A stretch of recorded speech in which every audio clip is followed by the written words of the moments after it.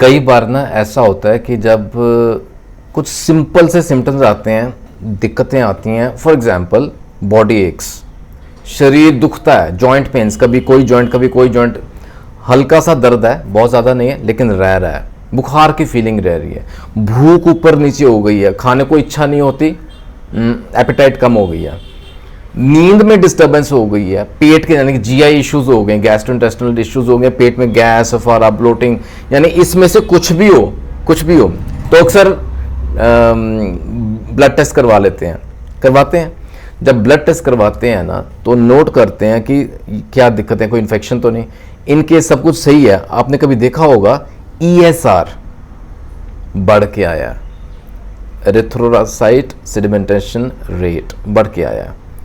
कई बार होता है CRP बढ़ के आता है, नॉर्मल से ज़्यादा रह रहा है, C रिएक्टिव प्रोटीन टेस्ट रहता है, बढ़ के आ रहा है। कई बार होता है HSCRP high sensitivity CRP test बढ़ के आया नॉर्मल से। यानी कि एक उदाहरण है, इट्स एन एग्जाम्पल एक्चुअली। अगर ये चीज़ें बढ़ती हैं, ESR CRP अगर ये बढ़ के आ रही हैं ना, ये basically these are simple inflammatory markers. ये दर्शाते हैं या हमें बताते हैं कि बॉडी में कहीं ना कहीं इन्फ्लामेशन हो रही है। वो जो सिम्टम्स, जो दिक्कतें आ रही थी ना, वो हो सकता है इन्फेक्शन हो, कुछ हो, लेकिन अगर वो सब नॉर्मल है, लेकिन ये जो पैरामीटर्स बढ़ के आए हैं तो क्या करें। ESR बढ़ता है, CRP बढ़ के आया है, क्यों होता है? बॉडी में इन्फ्लेमेशन है। अच्छा, कई तो केस ऐसे भी होते हैं, पेशेंट्स आके बोलते हैं कि तंदुरुस्त हो, यानी कि फिजिकली कोई सिम्टम्स नहीं है, ठीक है, थकान, फैटीग नॉर्मल है, ऐसा रहता है, नींद डिस्टर्ब हो गई, ओके है, लेकिन फिजिकली कोई सिम्टम्स, विजिबल सिम्टम्स नहीं है, बट CRP बढ़ के आया है, ESR is on higher side, और बंदा कहता है कि जब भी करवाऊं ये बढ़ के आते, ज्यादा ही आते हैं। ऐसा क्यों? It means there is an internal inflammation, ठीक है जी, बिहाइंड द सीन्स, यानी कि इंटरनल जो हमें विजिबल नहीं है, लेकिन अंदर बॉडी के अंदर कहीं इन्फ्लामेशन हो रही है। उसको सही करना, उसको आइडेंटिफाई करना, उसको सही करना जरूरी है। यूजुअली क्या होता है, आमतौर पे क्या होता है, स्ट्रेस ज्यादा हो गया, हमारी डाइट बिगड़ गई है, पुअर हो गई है, या ऑटो इम्यून डिजीजेस, यानी कि हमारा खुद का इम्यून सिस्टम खुद के हेल्दी टिश्यूज और ऑर्गन्स को अटैक करना शुरू हो गया।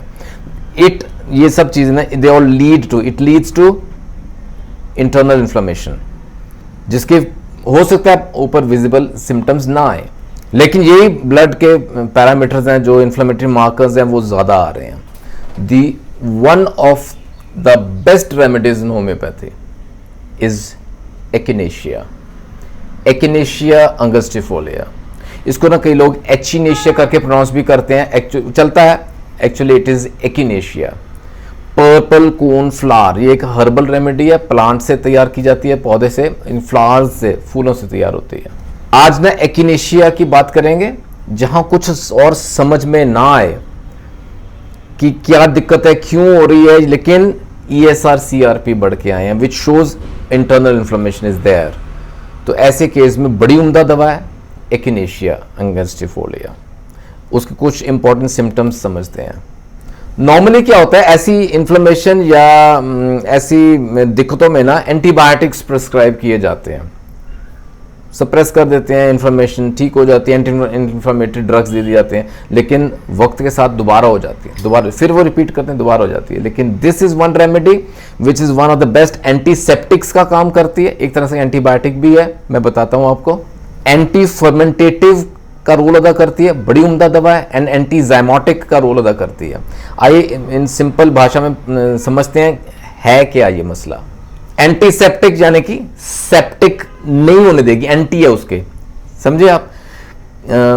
देखिए इन्फ्लेमेशन क्यों होती है, बिकॉज ऑफ सम इंजरी, कोई चोट लग गई है, या कोई इन्वेडर आ गया, कोई पैथोजन्स आ गए, कोई जर्म्स आ गए, कोई कीटाणु अंदर एंटर कर गए हैं, बॉडी में इन्फेक्शन हो गई है, सेप्टिक कंडीशन हो गया, ठीक है जी। उसको रोकना है, ये उसकी ग्रोथ को, जो पैथोजन्स है ना, जो जर्म्स हैं, जो कीटाणु है ना, उनकी ग्रोथ को रोकता है, उनको किल करता है, उनको खत्म करता है, दैट इज एंटीसेप्टिक, ठीक है, वो बड़ा उम्दा रोल अदा करती है। It's an excellent antiseptic. Anti fermentative, जो फर्मेंटेशन के अगेंस्ट हो। अब फर्मेंटेशन कई बार होता है ना, बॉडी के अंदर माइक्रो ऑर्गेनिजम्स घुस गए, मैंने क्या बताया आपको, पैथोजेंस हैं, जर्म्स हैं, कीटाणु हैं, जो नॉर्मल प्रोसेस होती है ना sugar break down into acids and वो ना गैस बड़ी बनाते हैं, गैस बना, ये एंटी फर्मेंटेटिव का काम करती है, इस तरह के सिम्टम्स को काबू करने में काबिल है। एंटीजाइनोटिक इज सिमिलर थिंग, फर्मेंटेशन को रोकती है, वो अगर नहीं रोकेगी ना एंजाइम एक्शन को भी रोकती है, नहीं रोकेगी तो अंदर वो कचरा बन जाएगा, वो GI tract issues, GI issues होने शुरू हो जाएंगे, पेट में मसले हो जाएंगे। अच्छा, बॉडी में कहीं आंतों में इन्फ्लेमेशन, बॉडी में कहीं इन्फ्लेमेशन हो, कहीं हो, ये मार्कर्स बड़े सेंसिटिव हैं, ये बढ़ जाते हैं, ईएसआर एंड सीआरपी। ठीक है जी, तो एक्टिनेशिया अपने पास रखिएगा। बॉडी में ना specially on the skin tissue alterations, जो नॉर्मल हमारा टिश्यू है स्किन, लेकिन उसके अंदर बदलाव आना शुरू हो गया, इन्फेक्शन होने शुरू हो गया बिकॉज ऑफ सेप्टिक कंडीशन। उसमें क्या होएगा, उसमें आपको सिंपल बॉयल्स हो सकते हैं, ठीक है जी, कार्बंकल्स हो सकते हैं, एब्सेस बन सकता है, जैसे पस वाले दाने होते हैं ना, पस ऊज आउट हो जाती है, वो एब्सेस बन जाता है, या सेल्यूलर ग्लैंडुलर इन्फ्लेमेशन। ये तो कुछ SSTI, skin and soft tissue infections रहती हैं, उसके लिए बड़ी उम्दा दवा है।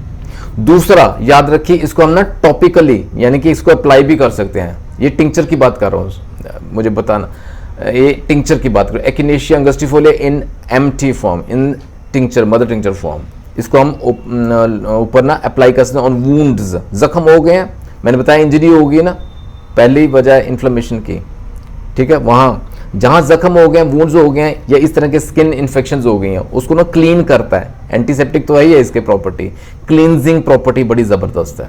इसको हम ना कैलेंडुला क्यू मदर टिंक्चर के साथ मिक्स करके भी लगा सकते हैं, दोनों का कॉम्बिनेशन बना के लगाएं, जल्दी आराम आता है, बड़ा ज़बरदस्त इफेक्ट रहता है।